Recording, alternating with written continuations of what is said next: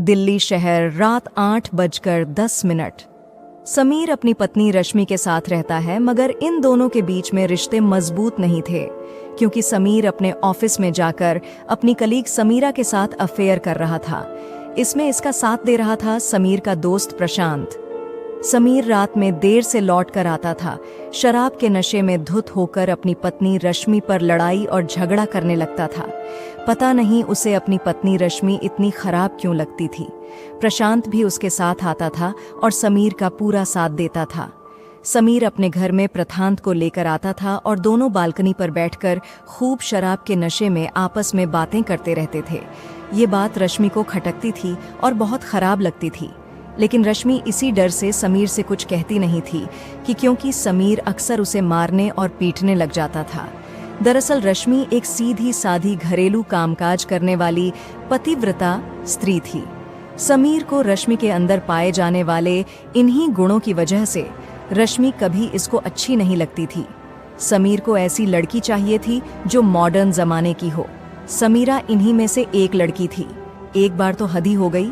समीर समीरा को अपने घर लाता है, मगर एक बार भी वो रश्मि की तरफ नहीं देखता। उसे अनदेखा करते हुए समीरा को अपने कमरे में ले जाता है और समीरा के साथ खूब मजे करता है। रश्मि को यह बात खटकने लगती है। इसी बीच समीरा रश्मि को चिढ़ाते हुए समीर से कहती है कि तुम रश्मि को डिवोर्स देकर मुझसे शादी कर लो। रश्मि को यह बात अच्छी नहीं लगती। समीरा के चले जाने पर रश्मि और समीर के बीच बहुत तेज झगड़ा हो जाता है। इसमें समीर को गुस्सा आ जाता है और वह रश्मि को धक्का दे देता है। रश्मि को धक्का बहुत ज्यादा तेज लग जाता है और वह कांच की मेज से टकराकर नीचे जमीन पर गिर जाती है, जिससे मेज की कांच उसके पूरे मुंह में घुस जाता है। समीर बहुत डर जाता है। जल्दी से वो अपने दोस्त प्रशांत को फोन करके बुला लेता है। रश्मि तड़प रही है और उसका पूरा बदन खून से लथपथ हो गया है, लेकिन थोड़ी देर बाद रश्मि बेहोश हो जाती है। जब प्रशांत समीर के पास आता है तब ये सब देखकर बहुत डर जाता है और समीर से कहता है कि इसकी यही हालत होनी चाहिए थी। मैं तो कहता हूँ इसे पूरी तरह से मार दे और समीरा के संग शादी कर ले। समीर उसकी बातों को मानते हुए कहता है कि मैं इसे ऐसे ही देखना चाहता था, इसको ऐसे ही दफन कर दूंगा। अब समीर एक ताबूत ले आता है। दोनों रश्मि को उठाकर ताबूत के अंदर डाल देते हैं और कार में बैठकर उस ताबूत को कार में रख लेते हैं। दोनों कब्रिस्तान तक पहुंच जाते हैं। कब्रिस्तान पर आने के बाद ताबूत को नीचे उतार देते हैं। जैसे ही ताबूत नीचे उतरता है, समीर हड़बड़ाहट में ताबूत को छोड़ देता है और उसमें से रश्मि बाहर निकलकर जमीन पर गिर पड़ती है। जैसे ही रश्मि जमीन पर गिरी, उसको थोड़ा होश आने लगता है। यह देखते ही कि उसे कब्रिस्तान पर दफनाने के लिए लाया गया है, तो वो समीर से अपनी जान की भीख मांगती है, मगर समीर गुस्से में कुछ भी समझता नहीं है और दूसरी तरफ उसका दोस्त प्रशांत भी उसे भड़काता रहता है। समीर गुस्से में रश्मि को उसी तड़पती हुई हालत में ताबूत के अंदर कीलें ठोककर बंद कर देता है और उसे जमीन में हमेशा के लिए दफन कर देता है। रश्मि आवाज लगाती है कि कोई उसे खोलकर बाहर निकाले, मगर वहां उसकी आवाज को सुनने वाला कोई होता नहीं है। वो ऐसे ही चीखती रहती है।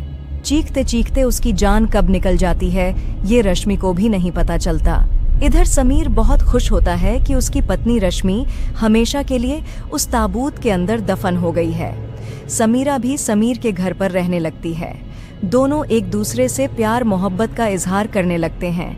इस तरह से करते हुए लगभग 1 महीना बीत जाता है। तभी एक रात समीर के दोस्त प्रशांत को अपने घर में किसी के होने की आहट महसूस होती है। प्रशांत देखता है कि उसके कमरे की खिड़की पर कोई खड़ा है। जब वो खिड़की पर जाता है तो उसे वहां किसी औरत की परछाई दिखाई देती है। इसे देखकर वह बहुत डर जाता है। बाहर निकलकर देखता है तो उसे कोई नहीं दिखाई देता है। प्रशांत जैसे ही अपने बेड पर सोता है, उसे अपने बगल में रश्मि के कटे हुए चेहरे की एक भयानक सी झलक दिखाई देती है। उसके चेहरे से बहुत सारा खून बह रहा होता है। प्रशांत यह देखकर खौफ से कांप जाता है। वो दोबारा उसी तरफ अपनी गर्दन घुमाकर देखता है तो वहां पर कोई दिखाई नहीं देता है। अचानक से उसकी नज़र छत पर लटके हुए पंखे पर जाती है तो वो देखता है कि रश्मि की लाश पंखे पर लटकी हुई है। रश्मि प्रशांत से अपने प्राणों की भीख मांगती हुई चिल्ला रही है। प्रशांत ये खौफनाक मंजर देखकर पसीने से लथपथ हो जाता है। उसके पूरे चेहरे पर पसीना बाहर निकलने लगता है। ऐसा लगता है जैसे मानो किसी ने उसके मुंह पर पानी की बाल्टी उड़ेल दी हो। उस पूरी रात में प्रशांत चैन की नींद नहीं सो पाया। वो डर डर कर पूरी रात बैठा रहा और उसका शरीर पूरा पसीने से भीगा हुआ था। अगली सुबह उसने अपनी सारी कहानी समीर को बताई। समीर ने उसकी बातों पर यकीन नहीं किया और हंसते हुए बोला कि प्रशांत, तू पागल हो गया है, क्योंकि रश्मि तो आज से लगभग 1 महीना पहले ही मर चुकी है। उसे हम दोनों ने खुद अपने हाथों से कब्र में दफन किया था। प्रशांत कहता है, दोस्त, मेरी बात पर यकीन नहीं है तो तू मेरे साथ कब्रिस्तान चल। हम वहाँ चलकर रश्मि की कब्र को खोदेंगे और पता करेंगे कि रश्मि जिंदा है या मर गई है। दोस्तों, कहानी का पहला भाग समाप्त हुआ। अगला भाग शाम तक अपलोड किया जाएगा। अगले भाग का आनंद लेने के लिए हमारे चैनल को सब्सक्राइब कीजिए और वीडियो को लाइक करके एक प्यारा सा कमेंट भी कर दीजिए। आपके एक लाइक से हमें काफ़ी मोटिवेशन मिलती है। धन्यवाद।